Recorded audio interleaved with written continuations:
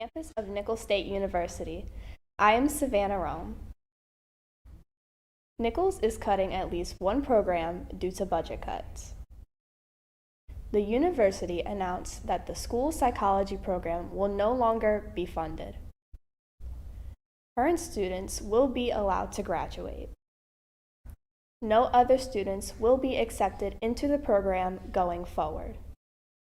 The dean of the psychology department, Scott Rudemaker, said that the program was closed due to low employment numbers compared to other programs at Nicholls.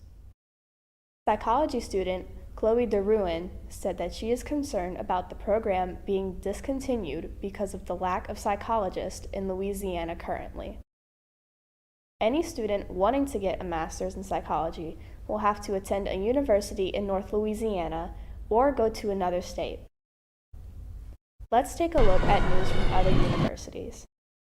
A college student is speaking out after he says he was targeted by vandals in Texas who keyed a racial slur on his car.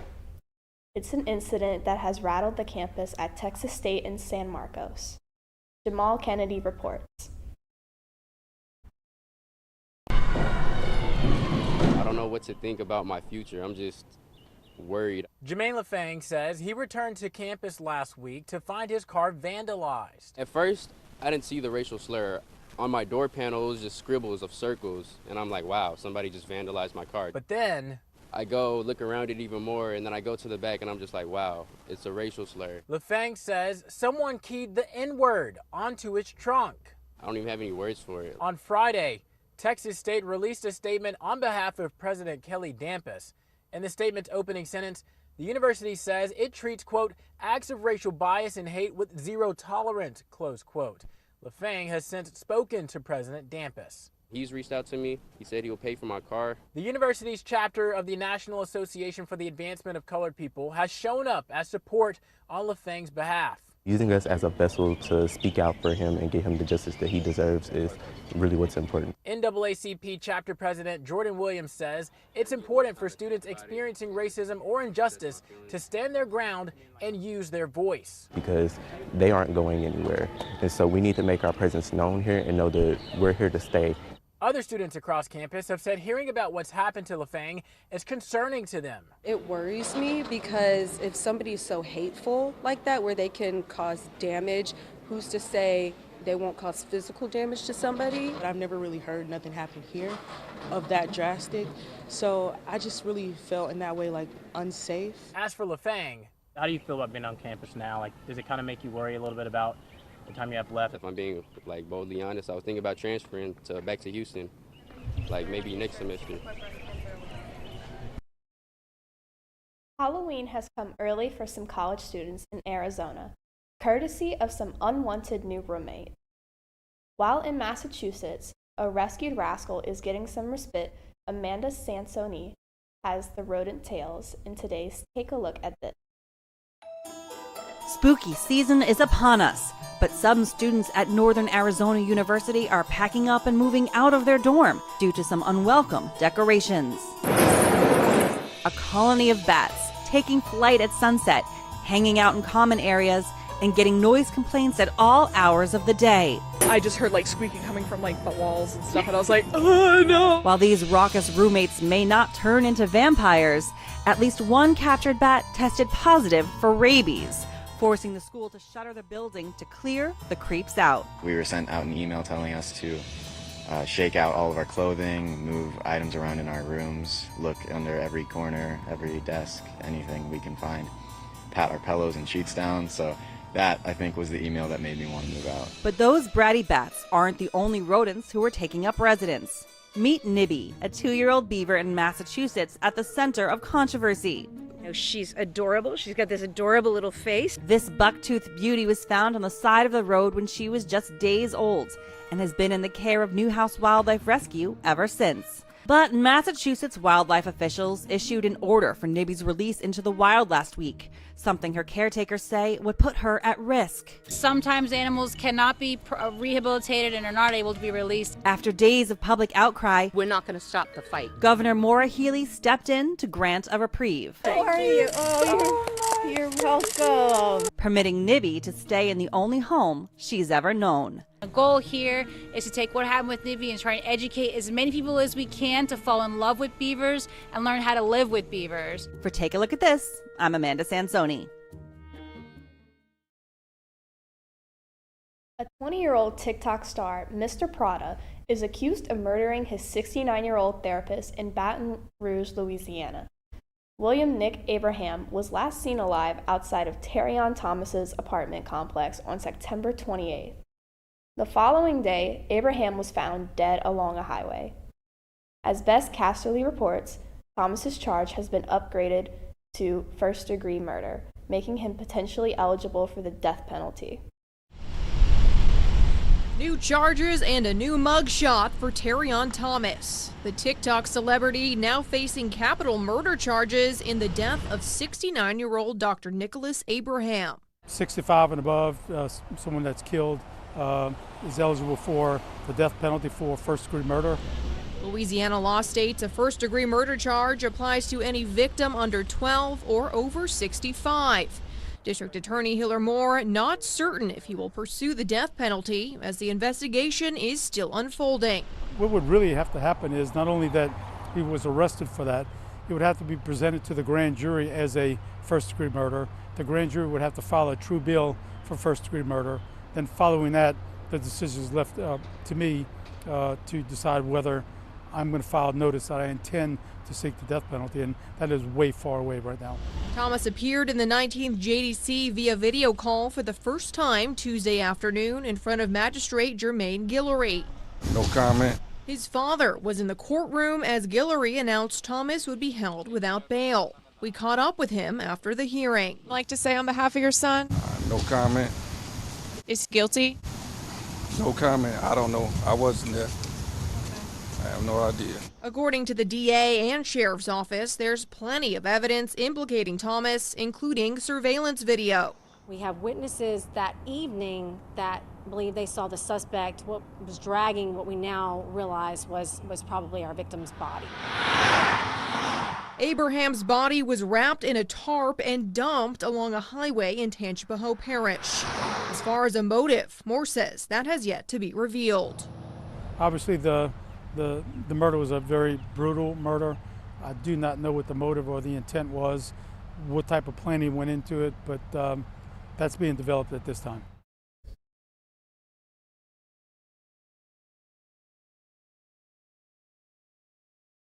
Some students at Northern Arizona University in Flagstaff have learned a hard lesson this week. The university closed their dormitory after several bats, including one that tested positive for rabies, was found inside the building. The school had to relocate more than 500 students from the dorm. The building mostly houses freshmen and sophomores. Students began moving out their stuff on Friday, and the relocation is expected to last through the weekend. No one has been hurt. University officials are encouraging students to call for help if they see any bats in their rooms or in any common areas. While at Nichols, we are lucky to not have that bat problem. We are going to take a break, but when we get back, Brogan Burns and Shamar Moses will talk sports.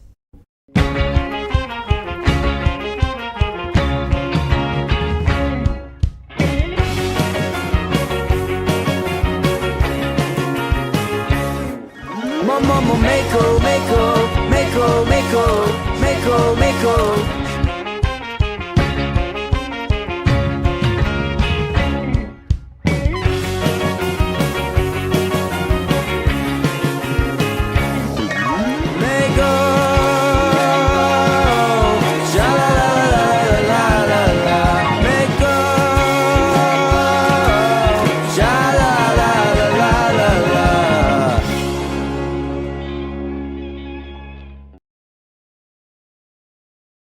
To stop impaired driving in South Louisiana, we all have a part. I'm going to do my part too.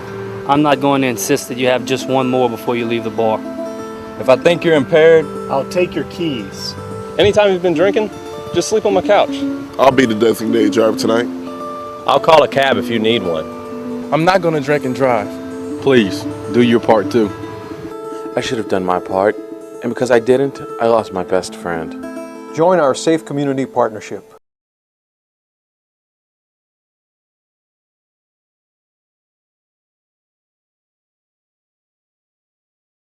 To stop impaired driving in South Louisiana, we all have a part. I'm going to do my part too. I'm not going to insist that you have just one more before you leave the bar. If I think you're impaired, I'll take your keys. Anytime you've been drinking, just sleep on my couch. I'll be the designated driver tonight. I'll call a cab if you need one. I'm not gonna drink and drive. Please, do your part too. I should have done my part, and because I didn't, I lost my best friend. Join our Safe Community Partnership. Brogan Burns. And I am Shamar Moses. Let's take a look at sports. Last Friday, our women's soccer team lost to Incarnate Word 0-1. On Saturday, our football team went to Baton Rouge and took on Southern. Connor Giskler, our Knsu-TV sports reporter, was there. Nichols traveled to Baton Rouge for the second time this year for an in-state matchup against Southern. After a bye week, Nichols looked to get another win before entering conference play. The Colonels kicked off the scoring as quarterback Pat McQuaid found receiver Kristen McNeese for a 32-yard touchdown.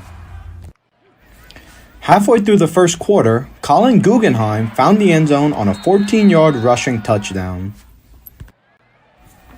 Late in the opening quarter, McQuaid found receiver Quincy Brown on this 27-yard touchdown. Guggenheim scored his second touchdown on this 1-yard rush. Nichols' defensive back, Lawrence Sullivan Jr., intercepted the ball twice against the Jaguars.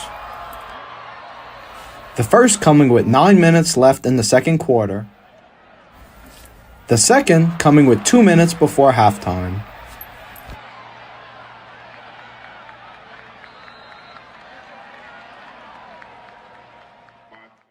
We got a killer mentality, so we always try to get the ball, and we always want to make a chance for our offense to go and play how they play comfortable, to play comfortable. Working hard, and they've been preparing all week, and they want those shutouts, and they want to get those turnovers. They know what it does. We're gonna need them down the road. So I'm proud of the effort that they've been given. They really wanted that shutout tonight. Nichols continued its assault of the Jaguars when McQuaid found Traylon Whaley on this 11-yard touchdown pass. Nichols extended their lead when McNess found the end zone for his second touchdown on a 38-yard passing touchdown. It starts next week. It starts for real, conference, and we just still got to play them one game at a time. Reporting for Knsu-TV, I'm Connor Giskler. On Tuesday, our women's volleyball team lost to McNeese 0-3. Coming up on Friday, women's soccer plays at home against Texas A&M Commerce at 7 p.m. On Saturday, women's volleyball will be at UNO. The match starts at 1. And football travels to Incarnate Word in San Antonio. Kickoff is at 6. On Sunday, women's soccer takes on Southeastern at home at 5 p.m. Now let's talk about the Saints. So the Saints lost to the Chiefs on Monday night, 26-13, and it wasn't really much of a game. Let's just talk about that. I mean, man, when you come out first drive and throw an interception, that really hurts your team. I mean, that interception that was called through was very hurtful for the team. I mean, the O-line, the problems they have up front is horrible. The addition of Chase Young on the defensive line, that defensive end, he's not getting enough pressures. I think that he got his first sack this game. Yep. We need to improve in the trenches if we want to have a shot to win the division and make the playoffs. Speaking of Derek Carr, out this week, Spencer Rattler's in. Talk about that substitution right there, outside of the injury. Yeah, a guy like Spencer Rattler, the athletic ability speaks for itself. I believe strongly that he gives this team a better chance, especially when you're dealing with O-line injuries. He's able to manipulate and move outside the pocket, and we all know that he has the better arm out of all three of them. Jake Hayner being a backup, he's still a pretty good athlete, but I think Spencer Rattler has an edge, and I think he plays with a certain moxie with him that will have this team going where they need to go. Spencer Rattler did pretty good last season at South Carolina. Obviously, you made that huge win against Tennessee right there at the end of the season. But going forward, what do you need to see out of the Saints this week to show you they're okay and they still have that ability to be good? Well, you're talking about a team that came out in the first 2 weeks and put up 40-plus points. I mean, this team has to stop inflicting wounds on itself. I mean, last week you gave up two touchdowns to Atlanta, 14 points. You can't win like that. I mean, first they have to improve within the trenches, but I think the overall culture of that team is fading. And I think, quite frankly, that team is just not as good as we think it is. A lot of guys are aging. I look at guys like DeMario Davis, who's usually this stomper and comes down and, makes plays. Now I see him backpedaling. You have guys like Cameron Jordan on the defensive line that's constantly getting sucked in and blocked. I mean, these guys are getting the job done. It's time for this team to get younger, and I think Dennis Allen is on his way out. And just for this season, can this team still make the playoffs? And what do they need to do to make the playoffs if they can? Well, first of all, they need to go out and get a win this week against a divisional foe, Tampa Bay Buccaneers. I mean, if they want to have any chance, first, they have to stop making these mental mistakes on the field. It starts within the trenches, like I said. The O-line, it's horrible. I mean, every time you look up, someone's in Derek Carr's face, and he makes it no better just sitting in the pocket, which I think Spencer Rattler is going to add a different element to the game. And also, I think our defense, which we were so proud of at one time, I mean, that's fading away. I mean, they give up a lot of yards on the run. The penalties on the pass defense is horrible. So this team really needs to go out and make a statement win this week if they want to have any shot at the playoffs. The Saints take on the Tampa Bay Buccaneers this Sunday on Fox. And that's all we had for sports. We're back. Lafourche Parish Acadia Music Fest is here.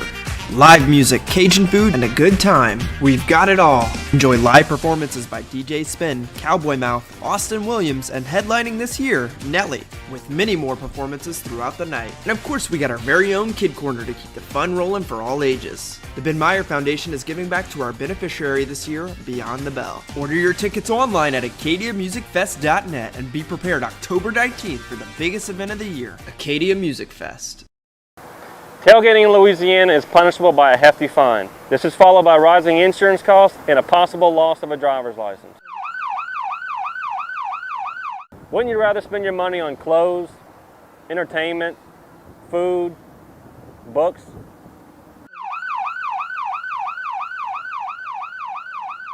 We believe you'd rather spend your money elsewhere. This message is brought to you by the Louisiana Department of Transportation and Development.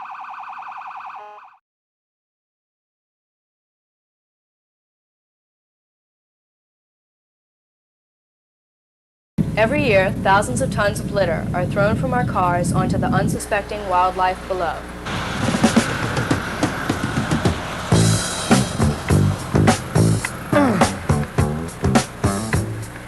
Polluting our wetlands and cluttering our forests.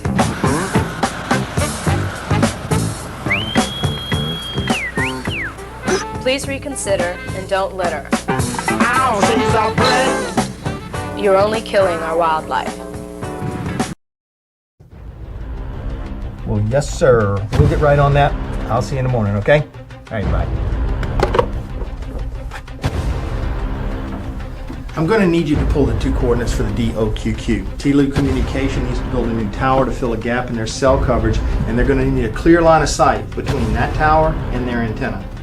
I'm downloading the DTM for a cross-section view. We're going to have to get that hill of ground truth to find out what's there. There's a field cleanup acidity. I can make the call.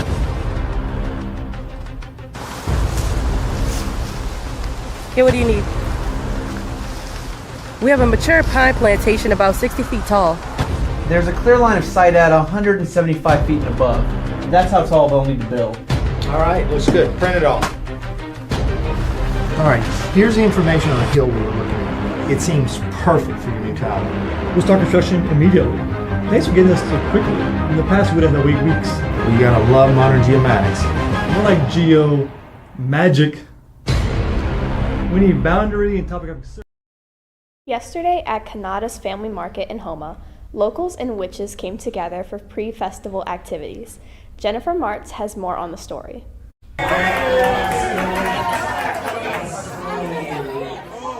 It's festival season, and in honor of the annual Rougarou Fest, Canada's Wine, Beer, and Spirits Warehouse hosted a Wine with the Witches and a Rougarou Witch Review. Locals came out and had hors d'oeuvres, wine and cocktail samples, while enjoying the most elaborate costumes and exquisite pageantry down Witch Boulevard. One by one, each witch strutted their brooms down the lanes while being cheered on by the crowd.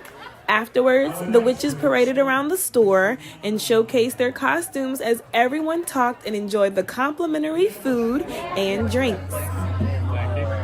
Here at Canada's Family Market, I had the opportunity to speak with a few of the wayward witches, as well as a few patrons, and ask them how they felt about the witch review, as well as what they'd be doing for the Rougarou Fest. Let's see what they had to say. So my witch name is Calliope Sage. My motto is I'm hexy and I know it. Love crystals and putting hex on people. You never know what you're going to get kind of with me. I mean, it's fun. It's a bunch of ladies that get together. We have a good time dancing and practicing. But we also I've got together with some of them this year and we peeled crawfish for the festival and just whatever. And it's a good way to meet women and meet other people and not be like a carnival crew type thing. It's a little bit more low key. These ladies work super hard on their outfits. They're very sophisticated, just elaborate. Some of the best costumes you will see. And the Rougarou Festival is also something to go to. They dance, they do their dance, they have fun. And it's just amazing to see. It's good for the community. But today I did really enjoy it. The Rougarou Festival is scheduled for October 18th through 20th, and some of these witches will be performing in the Rougarou Parade that Saturday at 7 p.m. This is Jennifer Martz reporting for Knsu-TV. I'm going to get you, my pretty! Imagine waking up to this in your neighborhood. Well, on Tuesday, this huge alligator parked itself and then began roaming through this community in Fort Bend County, Texas, about 35 miles west of Houston. Alligators are no stranger to southeastern Texas, but people here were a bit taken aback when they saw this gator walking around. Residents had called the police. Officers tried to coax the gator to leave, but it started snapping at them. Eventually, the gator left the area and returned to some nearby water, all safe and sound.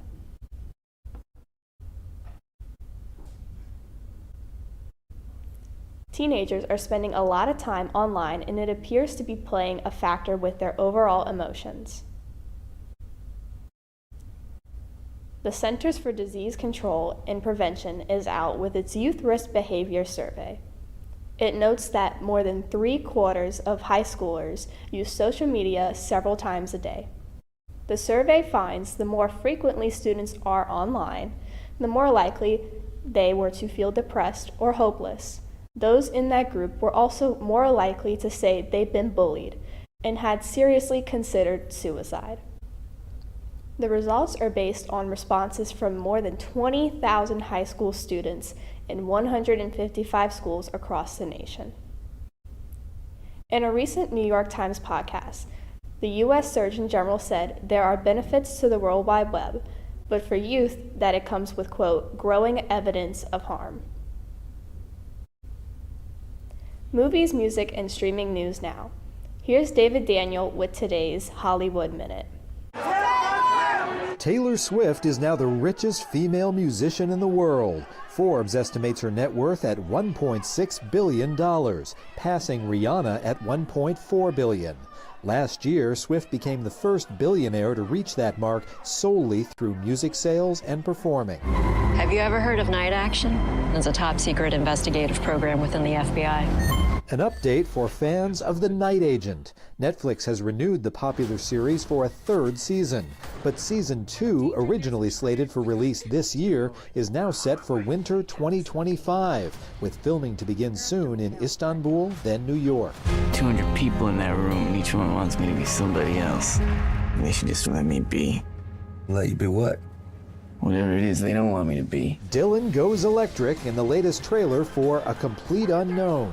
Timothy Chalamet stars and sings as the voice of a generation, with Elle Fanning as Sylvie Russo, Monica Barbaro as Joan Baez, and Edward Norton as Pete Seeger. A Complete Unknown opens in theaters December 25th. Freewheelin' in Hollywood, I'm David Daniel. Taylor Swift is doing 4 shows in New Orleans later this month. If you were looking for tickets, good luck. That is all we have for today. Join us next week on All In, a production of Knsu-TV and Kernel Media Group. I'm Savannah Rome.